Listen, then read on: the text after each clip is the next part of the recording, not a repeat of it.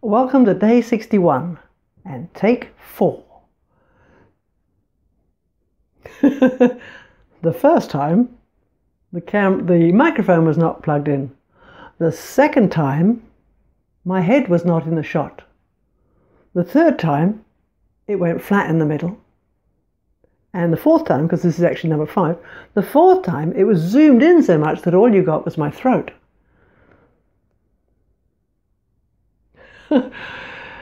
Oh la la.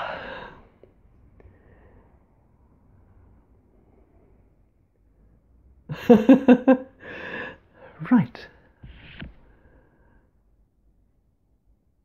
I want to tell you a story that I experienced as a profoundly healing event. The healing power of story. And it came to me, this memory of this story, because today I've been listening to stories from storytellers who belong to the Healing Storytelling Alliance in America, as they're having a 2020 virtual storytelling conference that's going for 6 days. And it began today. And I will put the link up when I post this video.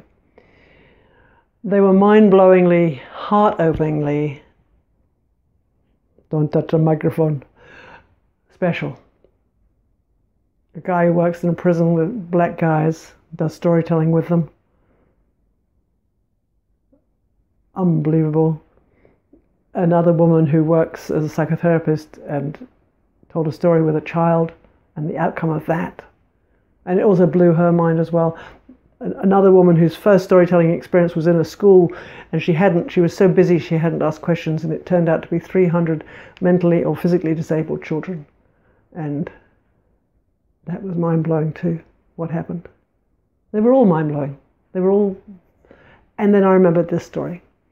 Because when you tell a story, especially one that has got a little, sometimes you could call them wisdom stories, it's a bit like offering a plate of delicious food or a bunch of beautifully perfumed or coloured flowers and saying, taste this, smell this, or even feel this. And it speaks to us in a different way than, I've got some information for you, these are the data points, I'd like you to remember this, these are very important life truths, it's best to know about them. That doesn't do it. That goes, hey, are you proselytizing and trying to teach me something? No, maybe another day. Whereas the food and the flowers and the something soft to touch, they're an invitation, and you can take what you need. And that's how it seems to work with stories. You don't even realize that you've been given something until you just can't forget the story, and those little nuances alter something. So this is the story that happened for me. I was working in a Steiner school as a school teacher, and I'd only been in the job maybe 3-4 weeks max. I thought of myself as a reliever, not as the teacher, and I was doing okay. I had just been a house painter before that, so it was and then there was this terrific fight between 2 groups of children, which even some physical force was used or thrown or hit or something. It was pretty over the top. And I thought, oh no, I have to deal with this now. This is not really what I signed up for. And I don't have any tools apart from what happened to me when I was at school and things turned to custard. So I'm thinking, parent evenings, consequences, detentions. I didn't really do those, but something like that. Something sort of heavy and I spoke to an older teacher, a wiser older teacher, and said, what do I do? And he said, because this is the 9th year, the children are 9, one of the themes of the year was Old Testament stories.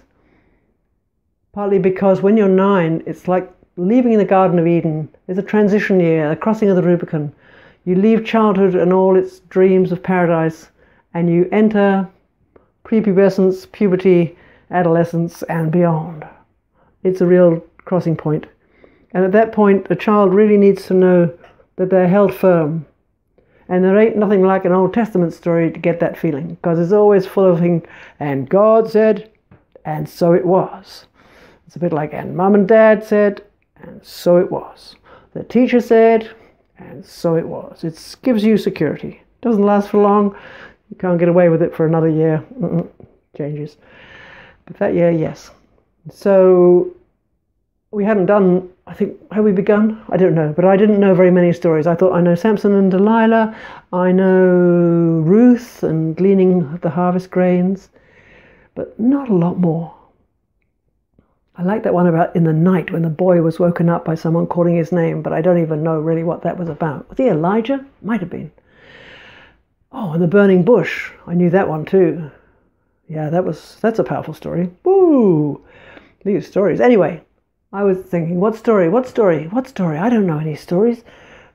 Think about it. Let it come to you in your dreams. Let it just burble up like words when you can't find them and you need them. You just have to leave it alone and wait.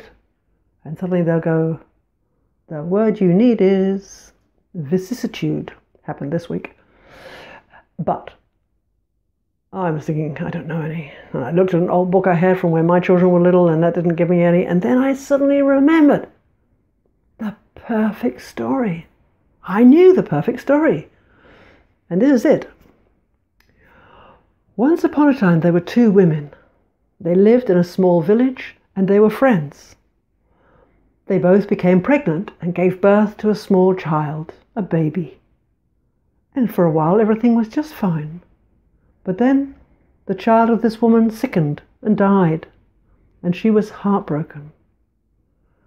But this woman, this mother, being a friend, often let her hold her baby, so she had something warm and the living force of a child to cuddle and soothe her heart. And then she would give the child back. And so it was for quite a while, but increasingly this woman became reluctant to give the child back. And it all came to a terrible head when one day this woman said, "No, this child is mine, not yours. I will not be giving him back." And no matter how much she argued and begged and explained and went over what had actually happened, there was no shifting her. So in the end, somebody in the village, because it was causing a big ruckus, said, "You need to go and see King Solomon. He's very wise." So the two women and the baby, held by this woman, who was not giving it up, went to see King Solomon, who listened to the story and listened to both of the women and said, "This is a simple problem to resolve. My sword, please." And he took his sword. He said, "Just lay the baby there. I will cut the child in half and you can have half each." At that point, this woman said, No, I'm sorry. I was lying. It's absolutely her child. I don't know what came into me. I was just making up a story." And then King Solomon said, "Now I know whose child this baby is." And that was the story I remembered. And it just made everything clear. At the time, I couldn't have even said exactly what it was that was clear, but it was. It was magnificently clear. I went to sleep with an easy heart. I got up in the morning and put on some special clothes, and I always felt like I was going to a birthday party. I felt so celebratory. And I think it was something very simple, like, yes, you can sort things out. Yes, you can go right and wrong. Yes, you can go good and bad. But if you do that, what you're left with is a splintered community with the parents in the wings and the backdrop. Our dead baby. This is not the way to resolve it. This is that jackal mind that Marshall Rosenberg was talking about. And for me, the story resolved it. And I went to school. I didn't mention the incident. The children didn't mention it. But all through the first couple of hours of lessons, they were writing little notes to each other, sorting out and saying sorry. It was an amazing feeling. I really felt like we should have birthday cake. It was just so special. In the afternoon, I did tell the story. Just as a story, with no, and the only person who came to me afterwards, I was very struck, one of the ringleaders of the fight, came and said, that woman who took the other woman's baby, that was a terrible thing she did. So on some level, that story really spoke to her.